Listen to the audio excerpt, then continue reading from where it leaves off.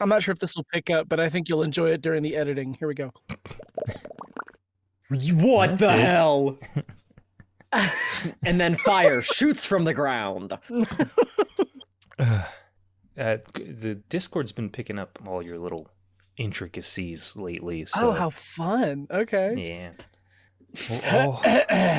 Oh, that was a reference to the movie we watched, Jett. I didn't even think about that. You didn't catch that? You're stupid.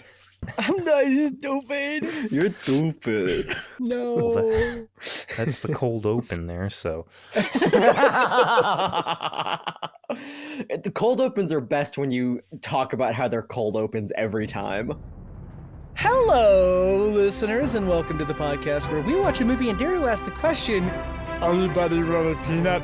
We are three unpaid interns who have been locked away in a basement somewhere in Hollywood and forced to turn out sequels to movies that nobody asked for. So grab some popcorn, a hard hat, maybe some iocane powder, and join us on the ground floor of Sequel Factory. I am Roger. I am Jett. And I'm X. Are you perhaps the Dread Pirate, Roger?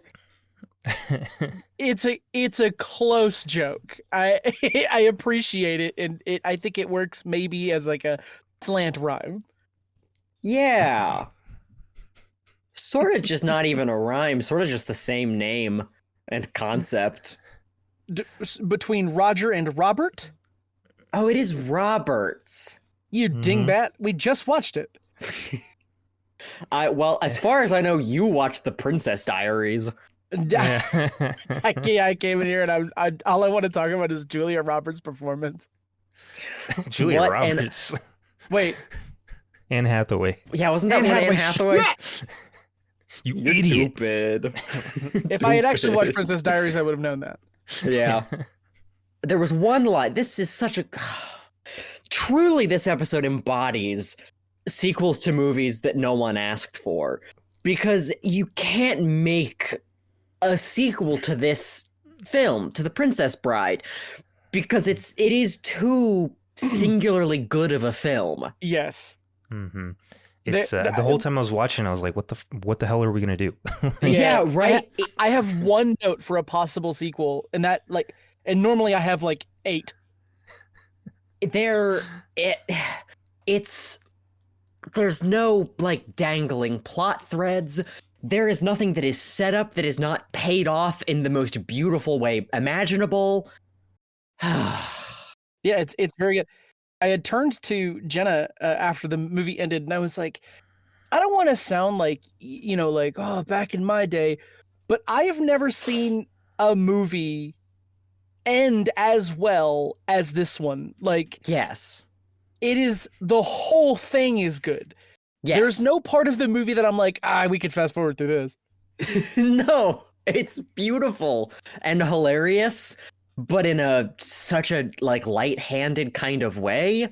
It's playful and charming. Like the hero is a Mary Sue until he's not. Like he dies, and the rest of the movie he has to be held up by his friends. Yeah, right. He doesn't save the day. It's the kindness that he shows to everyone he encounters along the way prior to then, which ultimately saves him and saves the day. It's frickin' lovely. I love Andre the Giant. I love Andre. I wish I could meet him in person. I know I'm typically like opposed to trivia segments because they use up a lot of airtime, but I will say one bit of trivia I read because I'm just so taken by this flick and everyone's seen it. Andre the Giant had back surgery, but prior to filming this. So for like his like action scene, his like fight scene with Westley, in the wide shots where Wesley's like hanging off his back, they had to use a stunt double for Andre the Giant. A 6'7" man or a 7'4" man? I forget how tall he is. I have no clue where they found that guy. Or maybe they just had him use stilts. No, this is my little brother. No, the thing that I said is true. They did have like in the close-ups of Andre the Giant where Wesley is like hanging off of his shoulders. They did have Carrie Elwes like on like platforms, so that he wasn't actually hanging on him. Like he was hanging on? standing. Yeah. Sure. So you're sure. kind of right, X. This time. My only other question about stunt doubles was in one of the very final shots, they all ride away on horseback. Yeah. They had to use a different person on that horse, right? Had to. There's no way a normal horse could carry a 500-pound man. There's no horse strong enough, and if there is, I want to meet him. Sorry. What if the sequel was about a horse strong enough to carry Andre the Giant?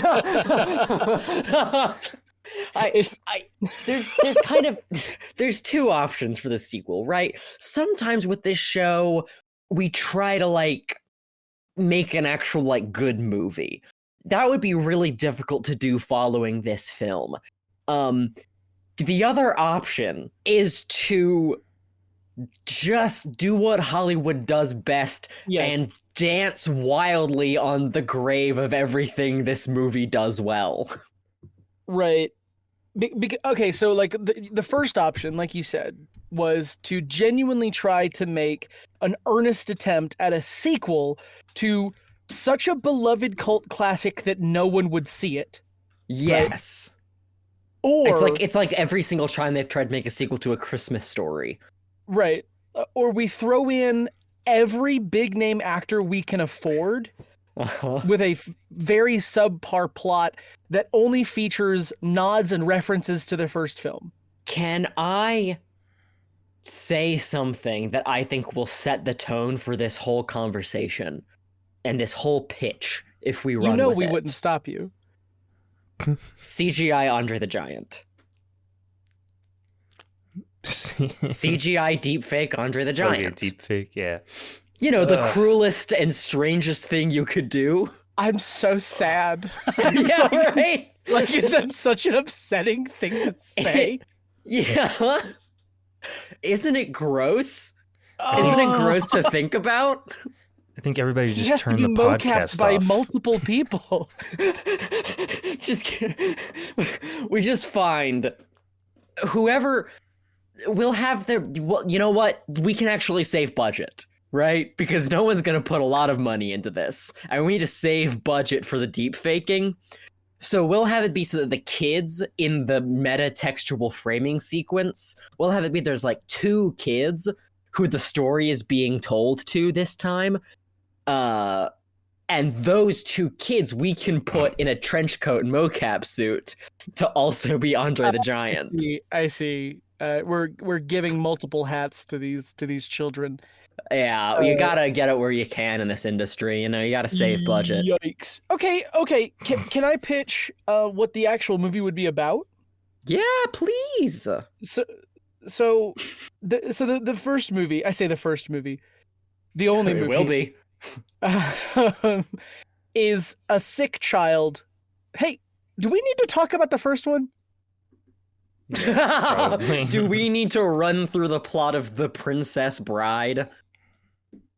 Yeah, I say we probably should. Yeah, okay. So for those of you who haven't seen The Princess Bride, which if you haven't, stop the podcast. What are you doing? It would be this summer would be the worst way to experience this film for the first time. If you're at work, go home. If you're driving, pull over. Go to the bathroom of your grocery store job. Let those legs fall asleep. Pop it open on Disney Plus.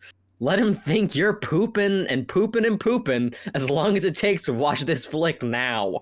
Anytime someone walks in, just yell a bit. They'll leave you alone. Yeah. Go, I'm pooping! Like, you didn't even have to go that far. Someone opens it, and they're like, hey, Jeremy, have you just go, ah! Ah! And your manager says, as you wish, and leaves the room. As you wish is so funny, actually. Okay. So Princess Bride, sick boy, played by Fred Savage. Two boys. Oh, you're summarizing the original. Yes. There's only boy. one Fred Savage, sorry. he's sick and he's bedridden and he's playing some video games, and his mom comes in and she's like, your granddad's gonna watch you while I'm out, I don't know, at a swingers party or something. Whoa. And granddad comes in. Who's he played by? He was like a guest star. It's Columbo. That's right, man. He looked. So I was trying to guess who this was the whole time. I was like, I had never realized that it was Columbo prior to this viewing of the film. Plays the grandpa. I mean, the actor himself looks this way, but in the movie, he looks like he's wearing prosthetics. Right? Yeah, no, he's definitely wearing some makeup. Yeah, to look older. But then you look up pictures of the actor. What's his freaking name? Peter Falk. Yeah, and pictures before he died. Like the way he aged, he just looks like he never took off those prosthetics. Yeah, they did a good job. Same thing with Billy Crystal, but we'll get there. So old man comes in and he says, hey, like imagine like a really like the most Jewish person you've ever seen. He comes in and he's like, hey kid, you're not feeling well, I got you something. And the kid opens. And let me say, before the film is over, he will be the second most Jewish person you've ever seen. Second most Jewish person. Yes. Opens the present. It's a book. And he's like, book, I hate you. And granddad's like, okay, well, chill out. Let's hold on a second. And this is the story, right? A woman named Buttercup has a farmhand, and they love each other. Even though they don't say it out loud, they love each other very much. And Westley the farmhand communicates this by saying, as you wish, to anything as you wish means I love you. Buttercup asks of him. He's got to go off to war. Well, he's going to go find his riches. He's going to go find treasure. He's going to go find treasure. The seas. No, hold on. Before we continue with that, you know, they say here, like, he's not a man of means, so he's going to go across the seas to find his fortune. When the hell does this story take place? Because it's medieval times, but they know about Australia. He was going to the Americas. There was another region that they talked about that I was like, how would they know this in the Middle Ages? There might be some elements of this film that don't hold up to historical scrutiny, X. Yeah, we're just going to go ahead and call it a time other than our own. Yes. Okay. So Westley goes off to go find his riches that he can pay for their wedding, right? Because they're paupers. Dies in a car accident. As far as Buttercup knows, Westley dies in a car crash caused by the dread pirate Roberts. Yes. Who kills everyone. Pirate who's been sailing the seas for 20 years, and he leaves no survivors. He's never left any survivors. He's very dangerous. And I guess during a raffle that all of the poor people held in this kingdom, Buttercup pulled the bride card. I think Prince Humperdinck specifically chooses Buttercup as his bride for her beauty and charm. And let me just say, Westley, the farmhand, it played by Cary Elwes. I think that's how you pronounce his name. Is it Elwes? Something like that. Okay. The most charming and charismatic portrayal of any person or thing, beast, man, plant, crab you've ever seen. He's amazing. Yes. His eyes. His eye. The man is attractive. Oh yeah, still to this day. Oh yeah. Let me speed run this. I can get this done so quick. Okay. Grandpa reads book, the end. Framing sequence of Grandpa reading the book. Throughout this whole story, the kid is constantly chiming in and interrupting, saying, "When are you gonna get to the good parts? When does the swashbuckling happen? When does the action happen?" Right, and Grandpa's like, "Hold on, it'll get good. Trust me." The story continues. Buttercup is chosen by Prince Humperdinck of the land to be his bride. She has no love in her heart for Prince Humperdinck, but is basically going through life empty, thinking the love of her life is gone. She is out on one of her morning rides around the palace when she is kidnapped by three stooges. Vizzini, a giant named Fezzik, and a Scotsman named Inigo Montoya. Not Scotsman, a Spaniard. Yes. Basically the same. Different movie. Hello, you killed my father. Hello. You killed my father. You killed my father. If you could change your fate, would you? Prepare to die. Buttercup is kidnapped. They go on a ship. They're going to take Buttercup to the land of another kingdom and then kill her to incite a war between these two kingdoms. But their ship is tailed by another smaller, faster vessel helmed by a mysterious masked man in black who pursues them up a cliff. Inigo Montoya stays behind to sword fight him. They have an honorable duel in which they have great respect for each other's skills at fencing. Inigo Montoya loses and is left behind, but uninjured, unkilled. The man in black continues to pursue, ends up in a fight with Fezzik, who's played by Andre the Giant, ends up taking down the Giant by choking him out. Once again, make sure he's all right. Very nice man. Finally, comes to Vizzini, the brains of the operation, battles him in a battle of wits, of poison vials. Wesley, oops, spoiler, the man in black, who's obviously played by the same actor as Wesley, defeats Vizzini in this battle of wits because he had built up an immunity to the poison he had used on the vials, things of wine, reunites with Buttercup after ensuring that she still loves him and has no love in her heart for Prince Humperdinck, and the two run off, pursued by the prince, who eventually captures Buttercup, throws Wesley in a dungeon, takes her to the castle, a whole bunch of shenanigans happen, they get married. Meanwhile, Fezzik and Inigo Montoya catch up, find Wesley, resurrect him from the dead with the help of Billy Crystal, playing an old hilarious Jewish man who's a miracle worker who returns him back from being almost dead, and the three of them storm the castle, mostly dead, yeah, save Buttercup, leave Prince Humperdinck behind to live in the shame of his great failure. And Inigo Montoya has his revenge on the six-fingered man who he's been hunting all his life for killing his father. Now, hold on. Before you glaze over that part, I just want to say, when I was watching the movie, because I've seen the movie several times, I just needed to like a refresher. And I was on IMDb, and I was like, this movie has a pretty high rating for IMDb. It's an 8. And it used to be like a 9, I guess. But I was like, I wonder what the 1-star people have to say about this movie. And so I clicked on it, and it was almost exclusively people being like, this movie's overrated. I don't know why it's in the top 250 IMDb movies, blah, blah, blah. I will defeat them all in one-on-one combat. Yes. Almost all of them were like, the dialogue is so like flat and blah, blah, blah. But I'm like, dude, how can you say that when there is the line, offer me everything that I want? It's like, I'll give you whatever you want. And he says, I want my father back, you son of a bitch, or something like that.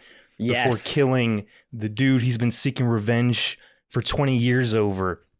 It's amazing. Yeah, it's such a good moment in that movie. I was very nearly bawling at that whole scene. It is so triumphant. It's so good. And well done, and the performance is just magnetic. God! Yeah. But they ride off into the sunset, and Fred Savage, the grandson, is totally bought in, and asks his grandfather to come back tomorrow and read the story to him again. And as Columbo leaves, he turns back to his grandson and says, "As you wish," which, as we all know, is how Wesley said, I love you to Buttercup. Mm-hmm. Yeah. And he leaves, and it's great. That's The Princess Bride. Okay. So in the new one, my pitch was early in the film. It is revealed that Wesley was not killed by the Dread Pirate Roberts. In fact, the whole dynasty of Dread Pirate Roberts was that it's been a different person through the years. Yes. It's been like 4 or 5 different men taking on the mantle, the title of Dread Pirate Roberts. Yes. And Wesley is the current Dread Pirate Roberts. Yes. And toward the end of the film, he tells Inigo Montoya that he would make a good Dread Pirate Roberts. You would make a good Dread Pirate Roberts. And they kind of nod to, like, oh, that's a good idea. I do think the next movie should revolve around the book of him taking on the seas as Dread Pirate Roberts. Oh. That's if we want to do something good. That is actually a pretty good framing device for this. That was going to be my suggestion too. Okay. Is the only thing. Watching the whole movie, good. I was like, oh, that's a setup. But that's pretty good. Otherwise, we have to follow the torturous albino, and I don't really feel like that's a solid move. I think we can ruin this premise by just pandering as much as possible to every possible reference to the first movie that we can squeeze into it. Right. Well, I guess it's time to look up best princess bride bits. So Manny Patinkin is still alive. He's still alive, and he still looks pretty good. Yeah, he's age 72, but he's holding up. He's back as Inigo Montoya, sailing the 7 seas. He's decided to do that for another 20 years. He would be the longest running Dread Pirate Roberts. Indeed. Well, I mean, it makes sense because he has no other purpose in life after his He did fulfill his destiny, didn't he? So yeah. I think it actually kind of fits to have a Dread Pirate Roberts that enjoys it for its own sake, rather than just seeking riches. What does Inigo Montoya need of riches? He was offered everything and wants it no longer. So I would think he's probably getting old enough, though, that he has begun to look for an heir. Reluctantly, because he loves being the Dread Pirate. Next Dread Pirate Roberts. Yeah, right? Oh no, guys, it's good. We have to kind of pull back on this. Okay, hold on. I can poison the well a little bit. He does have Fezzik with him still, who is CGI Dread Pirate Roberts. Hey, CGI really Fezzik, rather. I know we're moving on. Is Fezzik an actual giant? Like in the fiction of the movie, like do we all understand that he is a different species than human? I think he's human. He's just a giant human. Because the granddad, when he's explaining all the exciting parts of the book to the grandson, he's like, it's got love, it's got fighting, it's got giants. Yeah, and in my head, what that tells me is that giants are canonical and exist. Look, if I was describing a book of our lives to try to get a child into it, I would describe you as the funny hairy one. Does that make you a different race of person? No. No, but you didn't call me a single noun. Like you didn't give me the name. You didn't call me an ogre, right? Or a troll or something. Don't.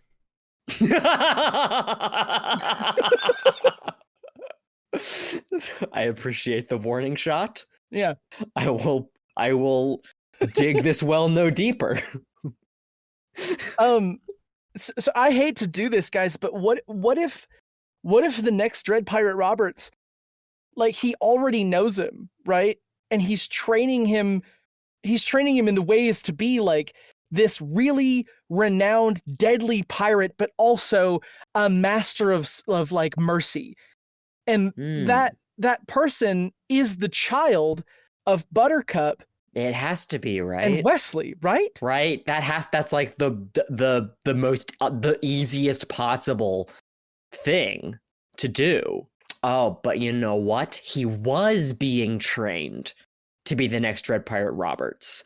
But the child of Buttercup and Wesley has run off to go do evil piracy. And so at the start of the story, Inigo is left without the heir he has been training. And so a new character enters the story who is just like a just like some like peasant boy, right? That Okay, so brand he new encounters. character. Yeah, brand new character. Who Inigo finds at the dock. Maybe he tries to steal something from his ship, right? Proves a bit of pluck, and Inigo recruits him and brings him on board. But I would say probably like is a bit worried about the same thing happening with this new heir that happened with the previous. And so he decides to take him, this new potential trainee, on a grand quest to test his mettle and see if he is a valid heir to this whole thing. And on this quest, they end up encountering Inigo's prior heir as a complex villainous force. Not the villain, but perhaps working under a villain so that he can have a redemption arc while the other guy is killed. I will say this is a Ben Solo. Correct. It's on purpose. Okay.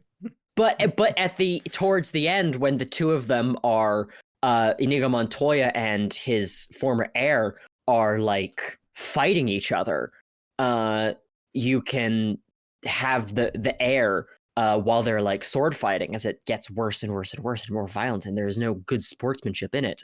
The heir says, "Inigo Montoya, you were my father. Prepare to die." Wait, so wait. Because it's a bad line of dialogue. It's terrible. It also doesn't fit. Yeah. Well, not literally, right? But basically, like, it also doesn't fit because he is also the child of two other notable characters. Yeah. Like, he's lying. He's just blatantly wrong. But when he says that, it seems like he's about to kill Inigo, and then Wesley drops from the ceiling from behind in his Man in Black uniform, and says in his like quippy, witty way, like, "What am I, dead meat?" You know, something like that. Yep, there you go. Don't forget me, something like that. You know. Don't change the line. You went with your. Oh yeah, gut, it was already half bad used. enough. You're right. Yeah. And then they fight this kid together as he pulls out a double-sided staff sword. So And they're fighting over big pits of energy. Are there any notable locations you want to go to in this film? Australia. The ocean. The ocean. Both good options. Probably not in that order, but yeah. Yeah, they go to Australia to get more iocane. Perhaps they commit one of the classic blunders, fighting a land war in Asia.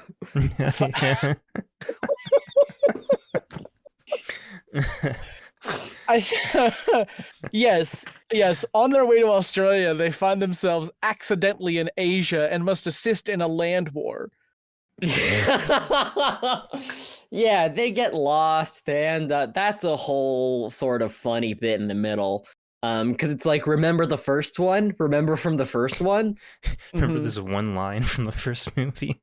I think they can end up in like an evil haunt, as like at some point as Inigo is on, is taking his new heir on this long quest. They end up in some kind of a haunted swamp or badland in which ghosts of the slain rise up, and that's how we get a Vizzini cameo.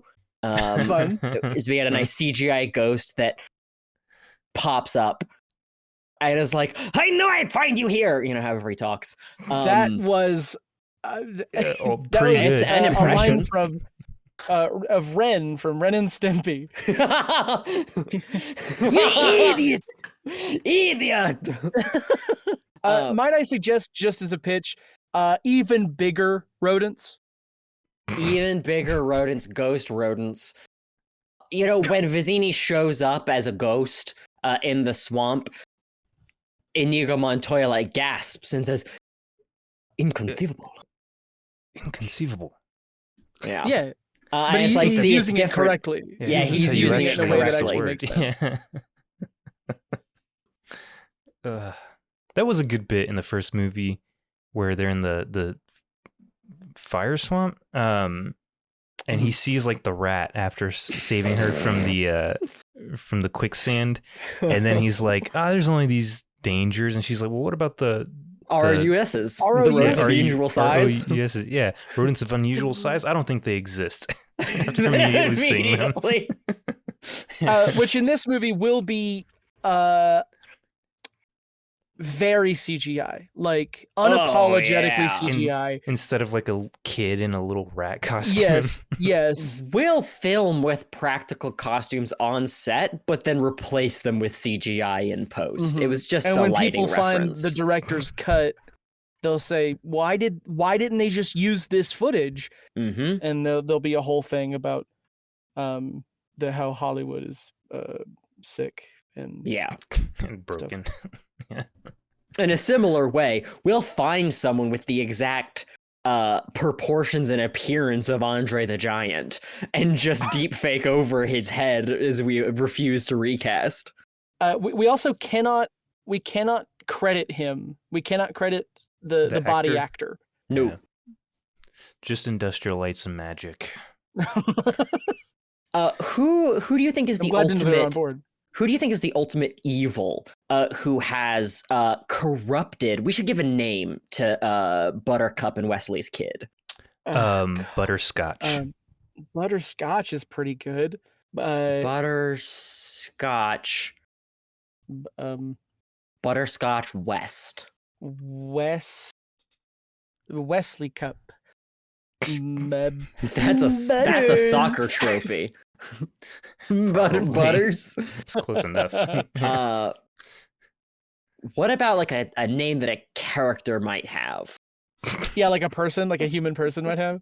Yeah. So every time they called her Buttercup, I was like, what? That's not a name. The introduction of her as queen was so funny to me. No, the introduction as princess, or like introducing Princess Buttercup. All I could think of was the Powerpuff Girls. Mm-hmm. Let's say his name is Max. He's named after Miracle Max, the man who resurrected. Okay, yeah, sure. Yeah. So we'll say their kid is Max, and Max has gone off and has been drawn in by some corrupting force. Who should that be? Who should the true evil be? Another six-fingered man. Yeah, the six-fingered man. Definitely. Oh, but died. he's six-fingered on his other hand. No. Yeah, it's just another guy with six fingers on one of his hands, because that's the mark of true evil. Yeah. And it's physical deformity. Yes, and it's triggering to any other notes. That's pretty good. That's pretty good. And is he ultimately working with the now ashamed but still in power King Humperdinck? Yeah. The king has been hunting down this couple for however many years it's been, failing in every way. But when he discovers that there is a child who is now of age, he sends his people to kill him.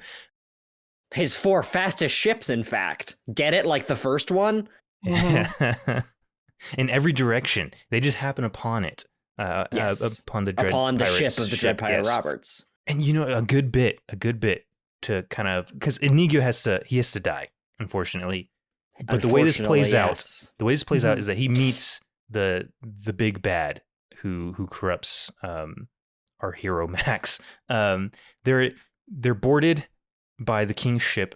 They get into a swashbuckling battle, and Inigo buckles will be swashed. Inigo goes to fight this guy, and they're fencing, and the six-fingered man, but the other hand. No, hold on. They're fencing, and this baddie is fighting with his right hand, and then he pulls the switch. I'm not actually right-handed. And he pulls up his left hand, revealing the sixth finger on his left hand. Yeah, and then he kills Inigo at probably the midpoint of the film. Yeah. I was literally, I thought you were gonna be like, I'm not really six-fingered, and he like pulls a finger off. Yeah, he could say like, you killed my brother. Prepare to die. And I know we also have another scene in the movie where that line is referenced. We'll do them both. And we can still do that, because even if Inigo dies in the midpoint, we've established the ghost swamp. so we can have a spectral Inigo Montoya show up at the end to try to reason with his former Every person heir. that's ever died in this universe ends up at the ghost swamp, and it's populated, folks. Especially Billy Crystal. It's a prolonged 17-minute long scene of improvised Billy Crystal dialogue. Not a single line was written for him. He just showed up. Yeah. And he was a ghost. We don't know how he did it. We didn't give him makeup. No, he's still alive. Yeah, he's just astral projecting onto our set. and then in the post-credit scene, we cut to Billy Crystal in real life in the framing sequence universe, right where like the story is being written, and Billy Crystal slowly keels over and dies from the strain of astral projecting into the story. A la Luke Skywalker. Yeah, that's the reference. Oh, you're getting all of them. You're sharp, Roger. You're so good at this show. You're so good at this show. Hey, earlier when I screamed because I was pretending to poop at my job, that was good podcasting. Jenna sent me a message on Snapchat that said, "I think the whole neighborhood may have heard that." Oh, so, and that's how the heroes find your location after you've been tortured to death. Yes. Oh yeah. Remember, like the first one, the scream of pure agony or something. Yeah, something like that, or the scream of lost love, or something like that. Can I frame an ending scene? You can frame anything you want, any picture. Just don't make one of those Banksy frames with the shredder at the bottom. What a prick. I just watched an episode of Portlandia where they talk about Banksy. I want to revisit the Cliffs of Insanity. Yeah. I think that like they didn't give a title card or anything. Not that insane in the film. They made such a big deal about the Cliffs of Insanity, and they were just cliffs. I think nothing. I think what it's suggesting is that you'd have to be insane to try to scale that cliff. Oh, that's why they call me the fuck of insanity. That joke's not making it in, Roger.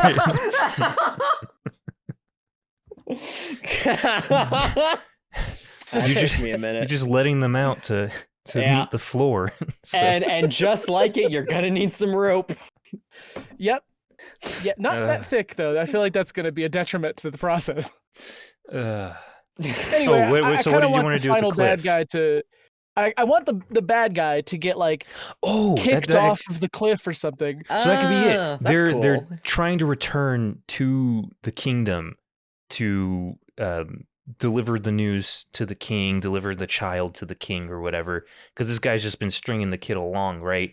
And so there has to be like a chase that leads. Okay, so it's a chase up the mountain, right? Mm-hmm. So the heir, who is now on his own, right, having lost Inigo, maybe Fezzik is still alive, just in like a sad kind of Chewbacca way. Yes. Fezzik is there. They're climbing the Cliffs of Insanity. They're trying to return to the kingdom with whatever MacGuffin they were trying to go on this quest for. It does not matter at all, and we will not be talking about it. But they've got the MacGuffin. They're returning. And then they get to the top of the cliffs, at which point Max, who has been tailing them, catches up, right, in an exact mirror parallel to Fezzik carrying Buttercup and the others up the cliff on the rope. Mm-hmm. And so at the end of the day, the heir, who's not Max, the heir doesn't have a name. The heir attempt 2. Yeah. We'll say he's the heir. I mean, some characters in this movie got a name like the impressive clergyman. He's only referred to as my heir because eventually he'll be the Dread Pirate Roberts, right? There you go. So he's up at the top. He takes a lesson from Inigo. He's probably been like selfish and distrusting for most of the film, but he finally decides to trust that Max will be an honorable duelist, and he tosses the rope down that Max uses to finish scaling the cliff, just like the Man in Black had done. They begin a sword fight, and even Max is starting to like doubt whether or not this is the right thing to do and whether this is the right path. He's dueling with the air back and forth, at which point probably the six-fingered man, but on the other hand, also arrives and is at the edge of the cliff and is being all, like, yes, kill him, don't fight fair, right? He gets him knocked down. And he there's just starts this chucking rocks.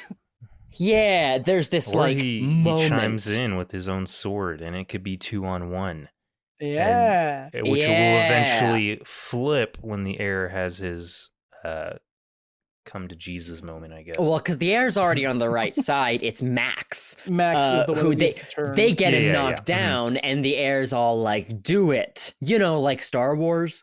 And or then like Max, Inigo Montoya in the first movie, he says, "Kill him quick," right? Yeah. Or like Kylo Ren in Star Wars, and he pulls back his sword and he's gonna swing it down at the air, but then he spins around and slashes the new six-fingered man across cuts the off chest. no, you should cut off his finger first. No, he should cut off his extra finger, right? Which throws him off. Now he can't duel as well. And then when these two overpower him, they get him over the cliff. Can I make a suggestion that the king's army is also waiting in the wings or whatever? King Humperdinck, yes. Yeah, who once they see that his best fighter is perished in his cowardice, has the whole army retreat, and that way we don't have to spend a lot of money on like a battle sequence. Either that or my thought would be that maybe it's just information that the heir is trying to get back to Buttercup and Westley, so they can try to stop Humperdinck before he does something terrible. Like, maybe Humperdinck has been continuing to plan his like warmongering desires this whole time, and Humperdinck is planning a land war with Asia, in which he's going to send evil spell over all the population of the land and turn everyone into soldiers to go fight in this war. Sure. And so then as they march into Asia, which we'll say is nearby for convenience. Could be. I mean, Europe is very close to Asia. Yeah, Westley, Buttercup, Max, Fezzik, and the heir, who is now earned or I guess he doesn't think he's earned it yet, but the heir, they go to stop Humperdinck and free the army before it's too late. Or maybe even, maybe Westley and Buttercup are also affected by the big mind control spell, and they're marching with the others. So Max and the heir actually have to fight Westley to get through the Humperdinck, right? And this is where they finally sort of, I would say this is where Max, applies his lesson of mercy and doesn't kill his father and breaks him free, and they all kill Humperdinck and free everyone from the spell. Jett, I'm starting to think, just now it's hitting me, that I think you care about this. I will kill you in one-on-one combat. I think you're really into this, and it was an accident. I can't help myself, Roger. I think you planted the seed that this should be Hollywood schlock, and the other side of your brain was like, we can't let that happen. I have a problem. I can stop anytime I want to, I promise. This is just the language I think in. It's Can we have a scene, and like I know you just did a whole bunch. I just like to throw in little bits. In the first film, Andre the Giant is like, it's easy. I'm used to fighting a lot of people at once. Fighting one person, I need a whole different, attack set. Yeah.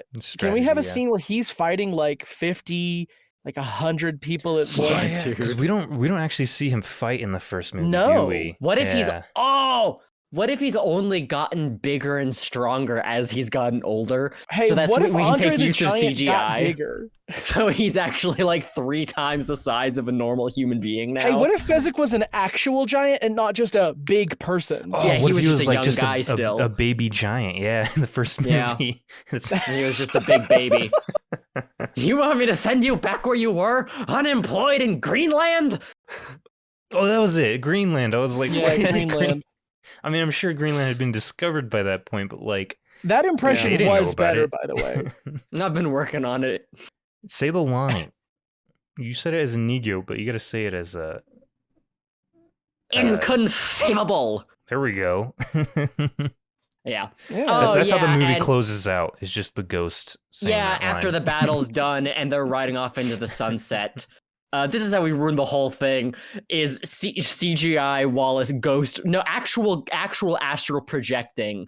Wallace Shawn, sort of like pops up into the screen, and as a ghost says "inconceivable" to camera, Roll credits. and It's like then a roll sequel. credits. Well, no, Inconceivable.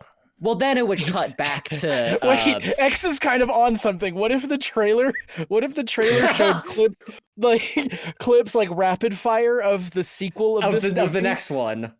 Yeah, the next one, and at the very end, he's he's just like, but that's in the sequel. I was trying to make it the same amount of syllables, but you get it. So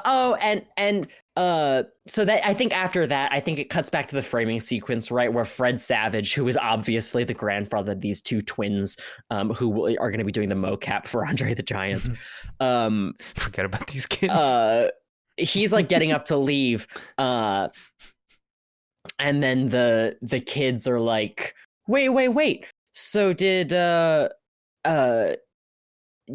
Max become the Dread Pirate Roberts, or did the heir become the Dread Pirate Roberts?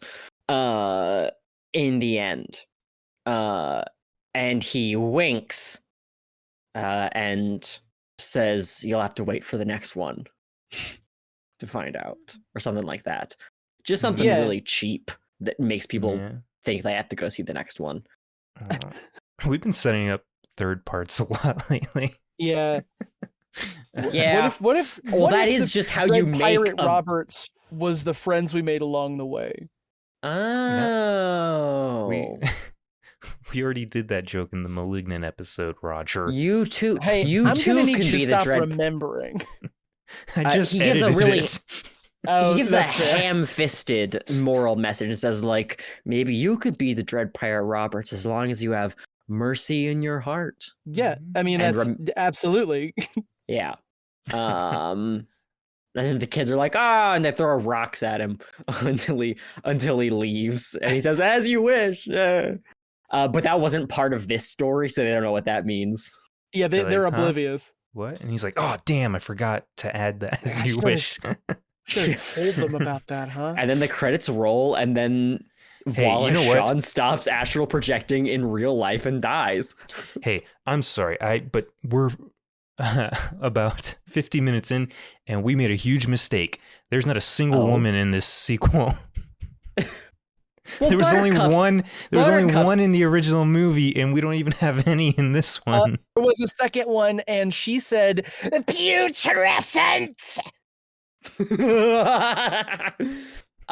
We'll say the second heir is a plucky Is- young woman. Is a woman. There you Yeah. Okay. Yeah. Yeah. Yeah. There you go. Yeah. We retconned it all the way at the end. Yeah, At the very end, Dread Pirate representation Roberts is can be a woman. representation is easy as shit, guys. Whoa, what's this I one mean, going to actually- be called? Because it can't be. It's really funny you say that. Anytime X and I would write like a script for something, we would never give characters like hard details, Classic. and we would just be like, whoever wants to play it. Yeah. Every character and everything I've ever written is trans and bisexual until proven otherwise. It's Yeah, non-binary until through the on whole screen thing, and yeah. assumed to be one or the other.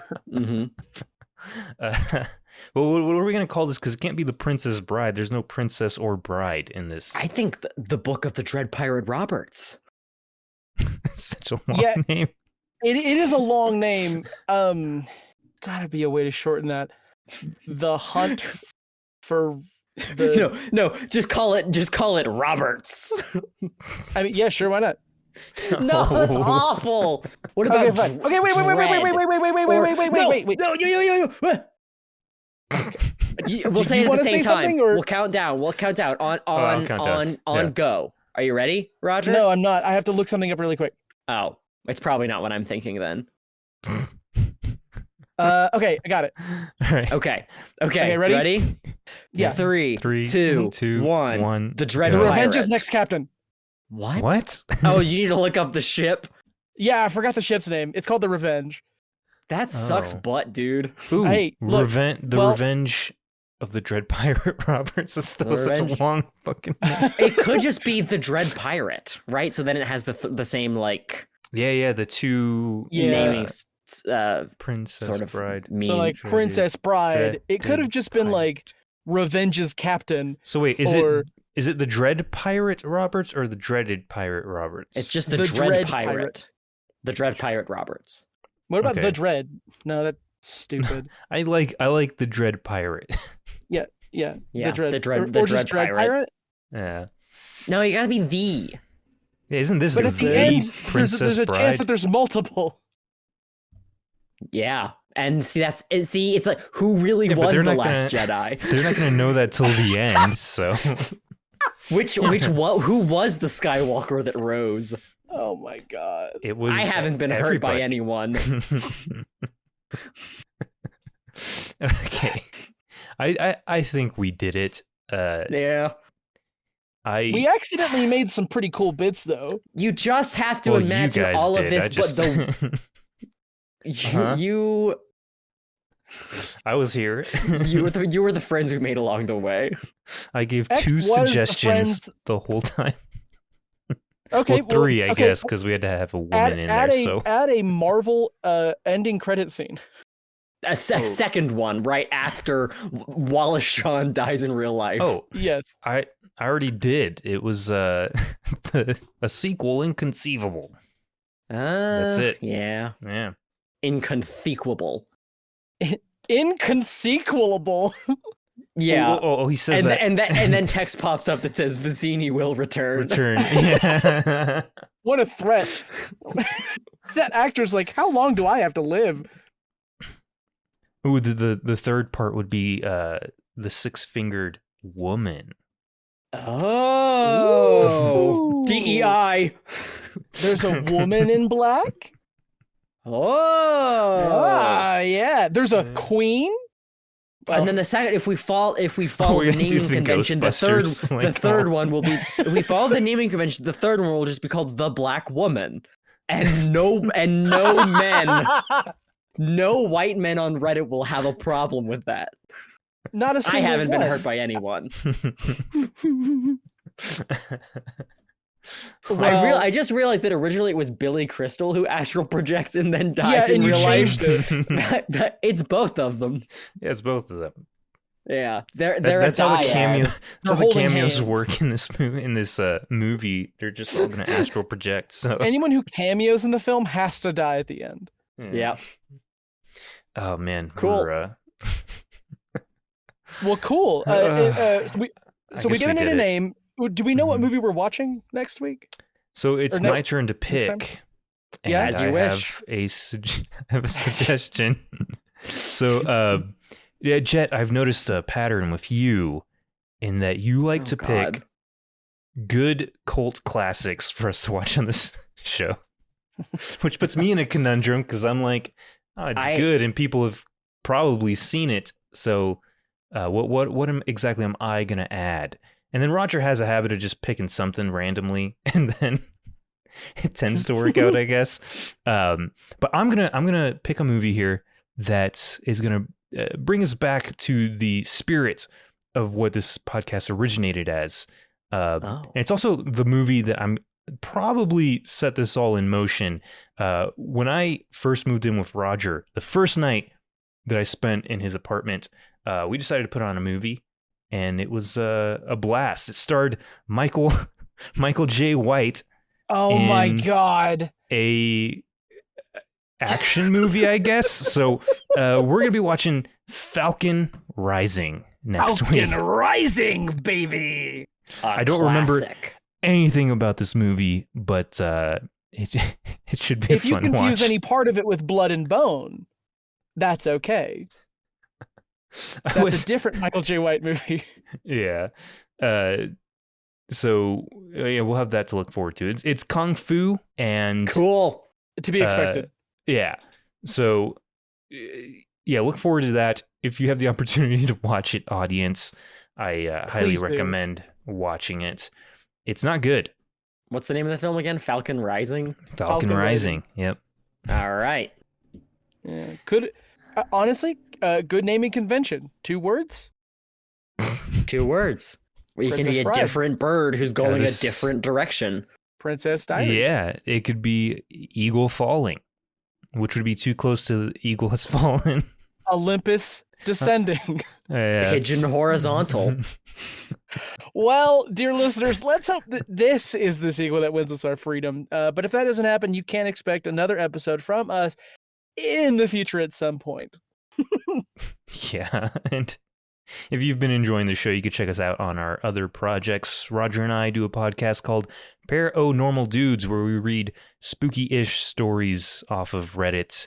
And Jett has his YouTube channel, youtube.com/Jett Kuso. True. That's Kuso. So true. Where he does fun things, not just toys.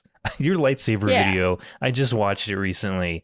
It's so good. Thank you. Thank you, X. But until next time, you can catch us on Sequel Factory for part 2. The sequel. Continued. Yeah. Have fun storming the castle. Have fun storming the castle. Hey, I'm Mike Wazowski. Hey, I hosted the Oscars for 30 years. You really aren't good at impressions. I'm not. That's the end of my recording. All right. I have to be stopped.